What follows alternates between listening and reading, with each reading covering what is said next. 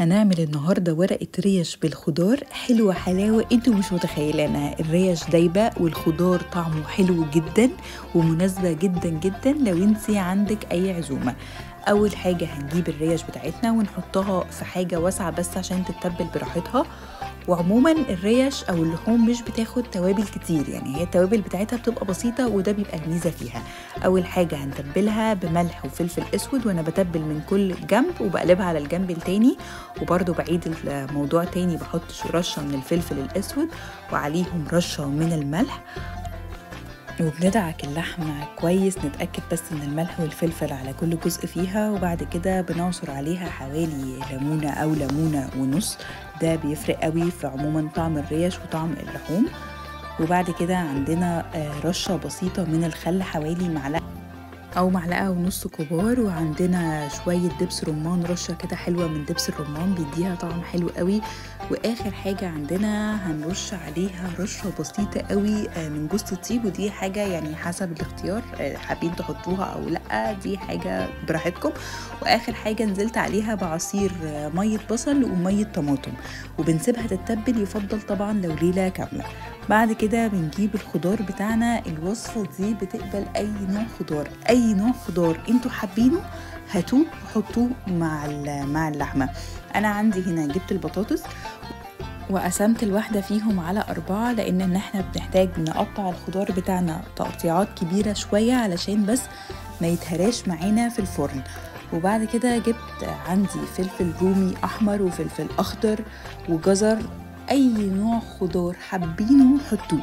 وبنقطع الخضار، برضو الجزر بقسمها قطع كبيرة. وبعد كده بنبدأ بالطماطم بتاعتنا، برضو بنقطعها قطع كبيرة. وفي ناس برضو بتحب تضيف معاها الكوسة، بس أنا مش بيج فان للكوسة خالص فما حبيتهاش بصراحة. المهم ان الخضار بتاعنا يتقطع قطع كبيرة.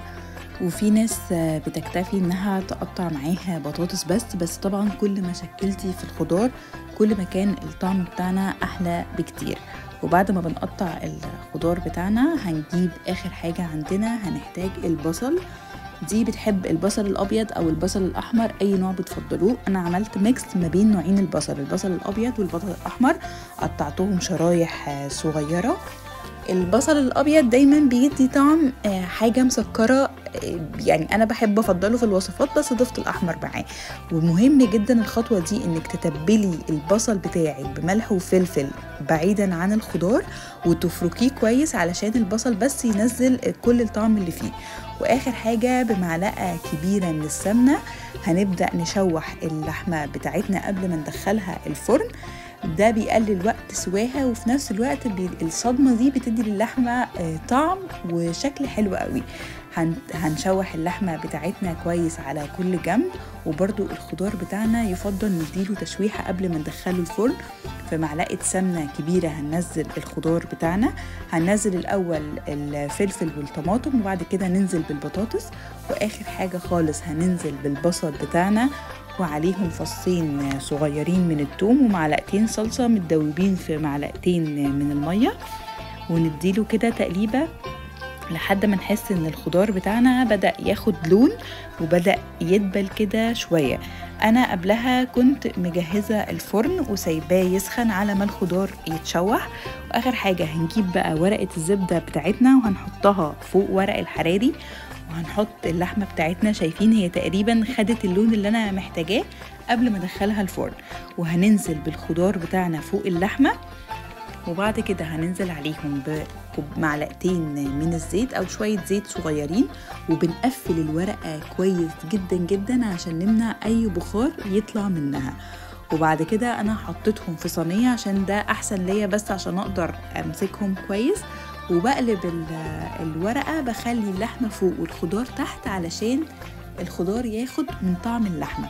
وبنحطها في الفرن على درجة حرارة 200، بتاخد حوالي من ساعة لساعة وربع وبتكون خلصانة.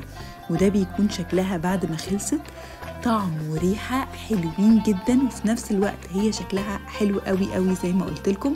وهتنفع جدا لو انتي عندك اي عزومة. جربوها وقولوا لي رأيكم، وألف هنا. وما تنسوش لو انتوا وصلتوا للجزء ده من الفيديو تعملوا لايك وسيف للفيديو. جربوها وألف هنا.